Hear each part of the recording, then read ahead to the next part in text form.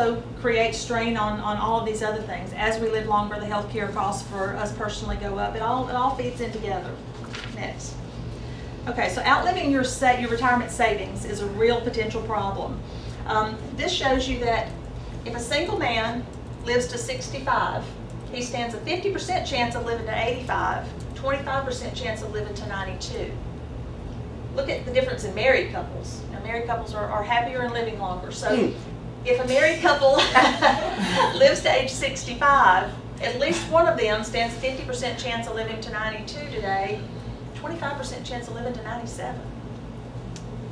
Now, our grandparents, never had a dream of seeing 97. Our life insurance tables go to age 121 now. Isn't that crazy? So you can see, what you can take from these numbers is that it's important to remember that your retirement savings need to last a long time. You need to have them budgeted to last a long time. Go ahead, Cindy.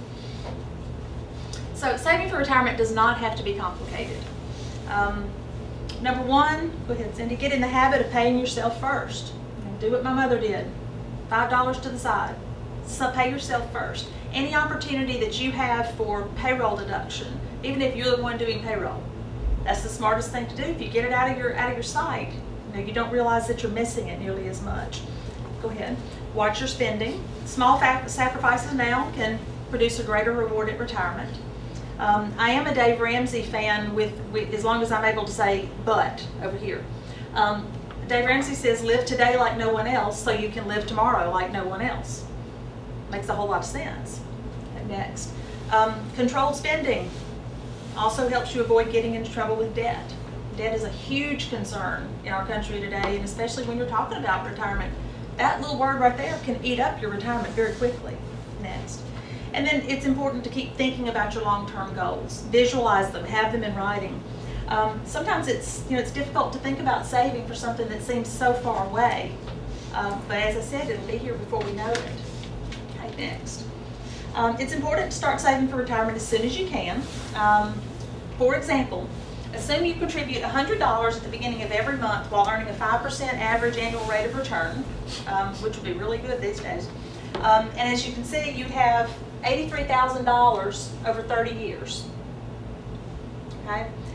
But if you waited just 3 years to start, your savings will be reduced to $68,000 over 27 years. So what this is saying, at the end of 30 years, the person who started at 30 would have $83,000, but the person who waited just 3 years later and only had 27 of these 30, look at the difference. It's a $15,000 difference in 3 years. Time is your friend and time is your enemy. Depends on which way you're looking at it. It's going to run very quickly, but when it comes to money, time is your friend. It grows. Okay, go ahead. Here's another example of the importance in saving for retirement as soon as you can. Assume there's two individuals in this example. They each earn a 5% average annual rate of return and will retire at age 60. So the individual on the left started saving at age 30. He saved $3,000 a year for 10 years and then stopped at age 40. Okay, so $30,000 is what he saved. The individual on the right waited until age 40. She saved $30,000 a year for 20 years and then stopped at age 60. So notice that the individual on the left, the left has accumulated slightly more than the individual on the right, but he only made half the contributions. There again, the value of time. Those numbers are pretty staggering if you think about it. So this 30,000 grew to 105, but this 60 grew to 104, just because of the difference in time. Next. And one of the ways to have your retirement savings work hard for you is to take advantage of tax-deferred retirement options. Tax-deferred growth allows all of your money to work for you instead of losing a portion every year to taxes. Excuse me. Assume you made a $2,000 annual contribution for 30 years and earn a 5% annual rate of return. And then also this assumes a 25% effective income tax rate. You have to dance to it. So notice the difference. this is, you know, the green area there is the person who contributed pre-taxed money and had tax deferred growth. And the gray did not have tax deferred growth. They contributed the same amount of money. It's almost $28,000 difference in the 30 years.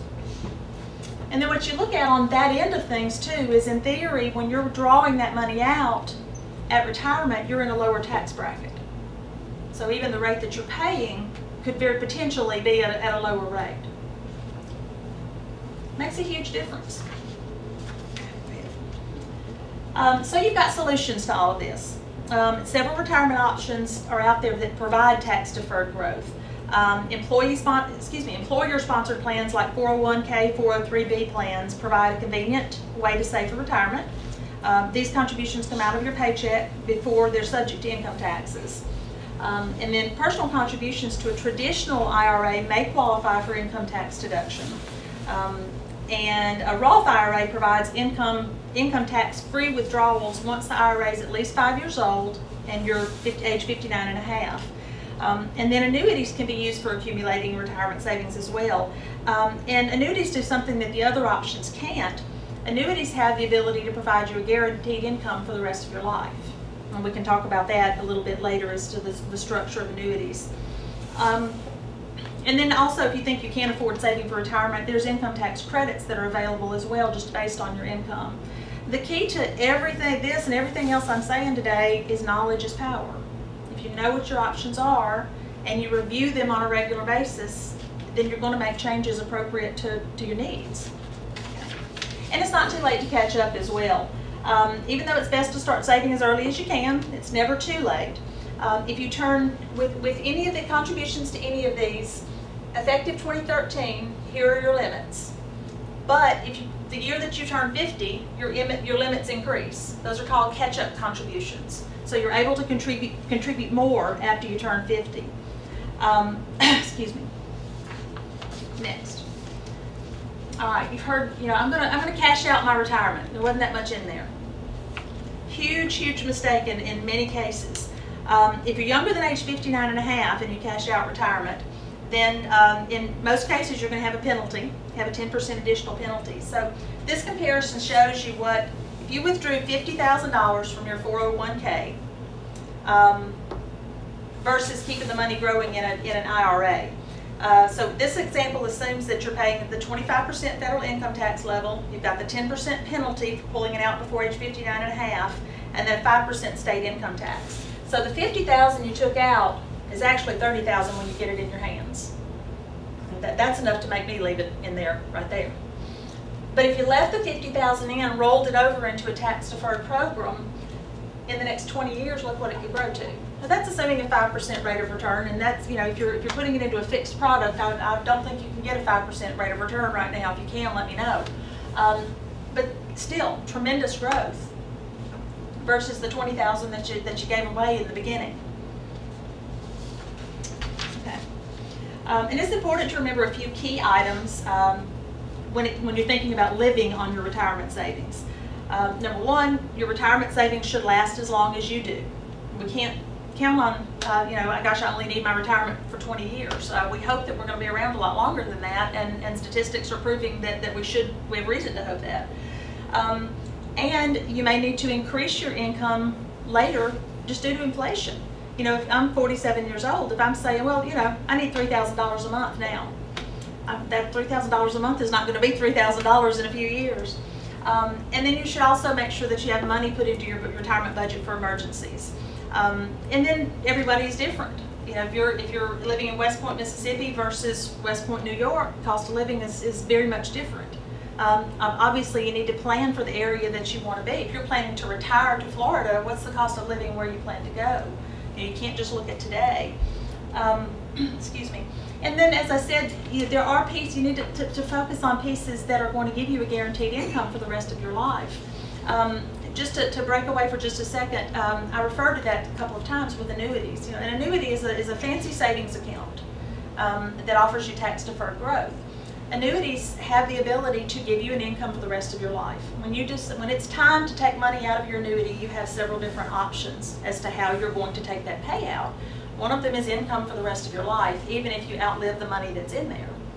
It's a very valuable tool. It's very a wise thing to at least consider. You can also take income for life. If you die before the income is spent, do you leave it behind for a family member, or do you not?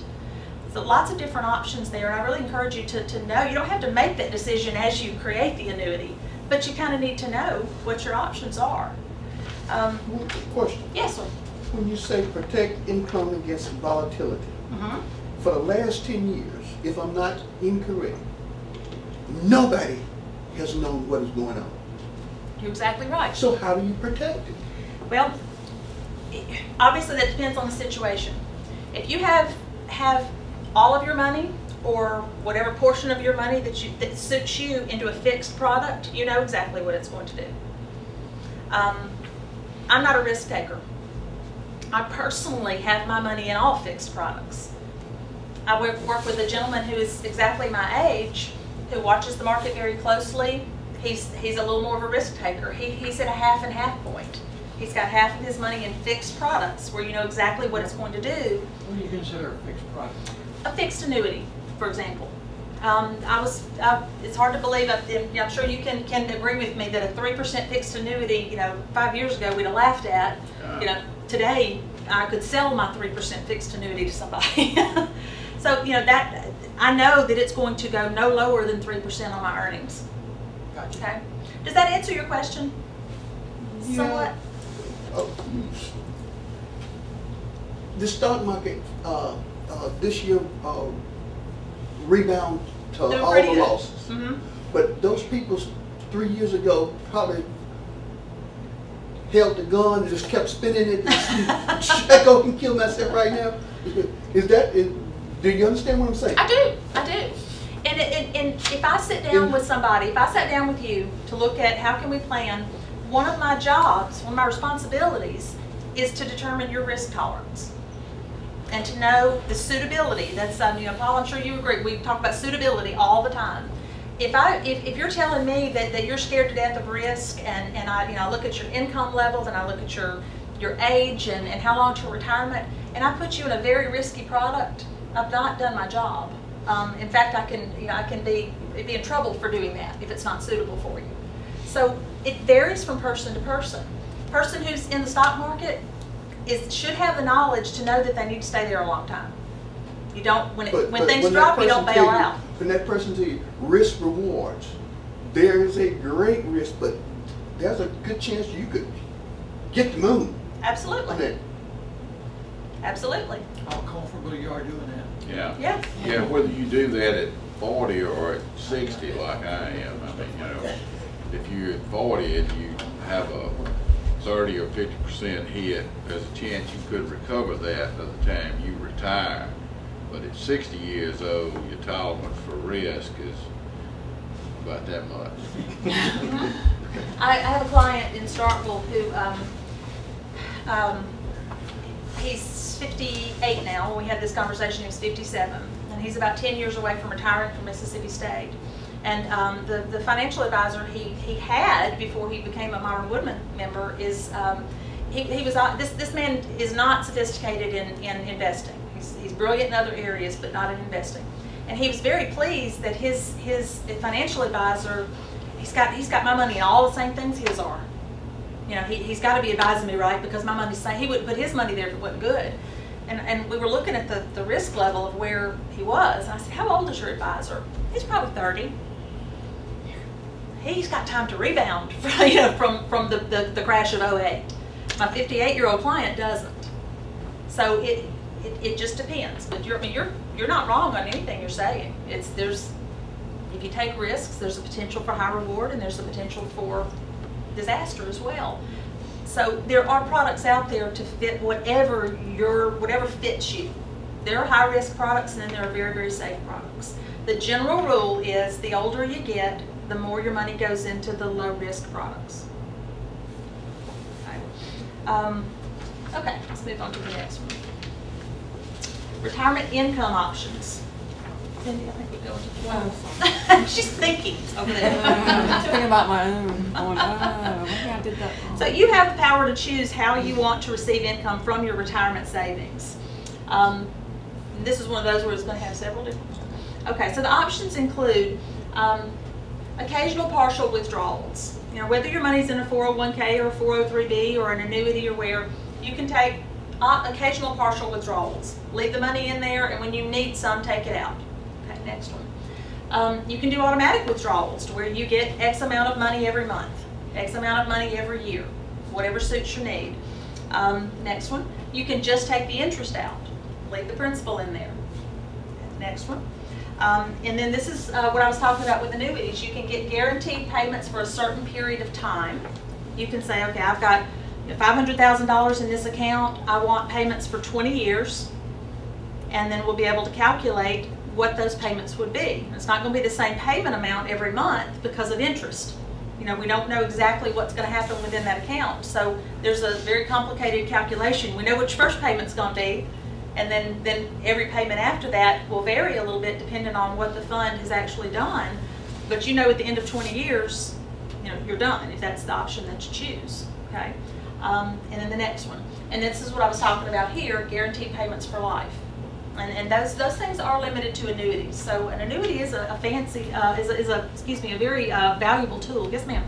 Are you going to talk about the being aware of the tax issues that go with taking the money out? Yes, and we did just a little bit. I mean, we touched on it as far as the example that it gave of pulling $50,000 out and how much you actually got of it. It makes a tremendous difference. And that's something, you know, if you're considering taking money out of retirement versus a loan, you really have to look at the big picture. You know, not just today, what's it going to do, but what's it going to do in the long run. And any financial person should be able to tell you, should be able to project on down the road what's it going to look like for you, at least based on today's numbers. No guarantees, but based on today's numbers. Okay, next. Now, you all are small business owners, planning to be small business owners, so we want to shift in that direction. So why should you offer benefits to your employees? How many of you have ever been in a job that you weren't just real crazy about, but you seriously had to think about the benefits before you left it? I tell this story. Before I went to work with Modern Woodman, I was in a job that I really, really disliked, very much disliked. Was not using my education, was not using my skills. I traveled all the time. I was never at home. But I had a good salary and a company car and a gas card and good benefits. And, you know, it took me 6 months to talk myself into working with Modern Woodman. And now I kick myself because this is the best thing that ever happened to me. But those benefits hung me on. You know, so benefits can help you to attract quality people and keep quality people. And, you know, I know that those of you who are just getting started are thinking, you know, I'm way away from offering benefits. But you actually can. I want to give you some ideas on how you can offer benefits without it costing you necessarily. I talk to people about state retirement all the time. For any of you who are in the state retirement system, you know, state retirement's the best thing going. But there are so many people who don't even realize how much the state takes out of your paycheck to go into that state retirement. They're doing what's best for you. You know, it's kind of like, you know, mom saying, I'm doing this for your own good. I was talking with a lady last night. She didn't have any idea that her money was going toward that state retirement and then the state was matching it. And so my point is, even if you offer employees options that they are paying for, they choose and they pay for, and your gift to them is I'm going to take it out of your paycheck, that's still a valuable benefit for a lot of people because they may not have the discipline to do that themselves. So we'll talk about that a little bit too. Next. Oh, and there are also, this was, don't go back necessarily, but at the end, there are also tax savings for you as a small business owner in providing some benefits, so we need to cover that too. Okay, if you go ahead, Cindy, please. So there are various options for employers who wish to offer retirement plans to their employees, or even just to provide options for themselves as self-employed individuals. So there are programs that you don't necessarily have to include your employees, but you as an employee of your own business can partake in. Okay, go ahead. One is a salary allotment plan, and we're going to discuss these. Salary allotment plans go toward life insurance and annuities. Next is the SEP or simple IRA plans. Next is 401k plans. And then the last is 403b and lots of other more complicated plans that as a small business owner you would not necessarily be eligible for. So we're not going to discuss those at length. Okay, salary allotment plans. A salary allotment plan is a non-qualified plan. And what that means is that contributions don't qualify for income tax deductions. A salary allotment plan is a voluntary payroll deduction program that allows your employees to purchase life insurance and or annuity products. You deduct monthly premiums from the employee paychecks and then remit one premium to cover the premium. Excuse me, you remit one payment to cover the premium. Go ahead, Cindy, go through. So it's voluntary, which means your employees can choose to participate or not. This is exactly what I just referred to. You're going to say, here are the options. You're going to bring somebody in to describe the options to them. If they choose to participate, you're going to take it out of their paycheck and pay the premium for them. Okay?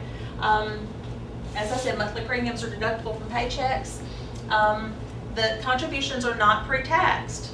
So, it's not a tax savings that you're looking at for your employees. It's just the fact that you're helping them to be disciplined to offer these things. One advantage there is, and incidentally, for this type of program, you as the employer don't contribute toward your employees' benefit. Does that make sense? So the advantage here is that you're helping your employee to be disciplined. When they leave you, if they leave you, they take it with them. The only thing that has to change is how the payment gets put in there. So, it's not a matter of your employees, having to worry about finding more life insurance or doing something else with their money when they leave you. So it is a benefit to your employees. Do you offer them several companies they could choose from to do that, or you just get one? Typically, you're going to work with one company, yeah. Because if you offer several different companies and Wayne chooses one and I choose another and Paul chooses another, you've got 3 places to write checks to. That makes sense? Okay, next. A simple IRA would be the next level. Go ahead and hit the next button so everybody be reading those. So a simple IRA is a qualified plan, meaning that contributions may be eligible as income tax deductions. It's easier to establish and maintain than other qualified plans and are an excellent choice for small business owners. So we're starting at the least level of complication, if you will, and moving on up in describing these. So as the employer, your contribution to your employees' plans are tax deductible. So if you're choosing as an employer to participate, to contribute money on behalf of your employees, that's tax deductible to your business. And then the employees may also make contributions if they want to. To be eligible for this, your business must have 100 or fewer employees who receive at least $5,000 in compensation annually, and you cannot have had another employee-sponsored retirement plan during the previous year. As an employer, you are not, here's the good thing, you're not required to file reports with the IRS or Department of Labor if you set up a simple IRA plan. So it really is very simple for a small business to set up. Okay, go ahead. The next is the SEP IRA. This is another qualified plan. The SEP IRA is ideal for self-employment and small business owners. As the employer, you make tax-deductible contributions on your employees' behalf. However, your employees may not contribute on their own behalf. Think about this. Go ahead and hit the next one if you would. So if you're a small business owner and you've got 2 people working with you, you don't qualify for the simple, but you can do this. If you're an employee of the business, you're able to contribute pre-tax dollars for yourself as an employee of the business. Okay? Excuse me. And then, as I said, the employer contributions are tax deductible. What are the limits on that? As far as contribution amounts? Yes, ma'am. Honestly, I'd have to look at that because I'm not sure what they've done for 2013. I'll be happy to get you that information. I'm not sure of what the limits are specifically. I ought to know it. I'm hesitant to quote numbers unless I'm very, very comfortable with it because that's the one thing people remember. Okay, next. And go ahead and hit it again if you would, Cindy. So 401k plans, just to touch on, more complex than other plans. They do require a great deal of reporting. The employer gives tax deductible contributions through either matching, profit sharing contributions, typically higher contribution limits than other plans call. It can be set up to where it's a traditional IRA, it's a Roth IRA that you're contributing to. And then participants do have the option for loans against the value of their own accounts. I think as a general rule, y'all are going to be way too early to even think about 401k plans. So we're really, we're going to talk on the others. Okay, if you would. Okay, so putting it all together, when you plan for retirement, instead of just wishing for retirement, you begin to see a clear picture of where you are in relation to your goals. Go ahead if you would. What we talked about is pay yourself first. Every nickel counts, right? Next. Protect your retirement savings.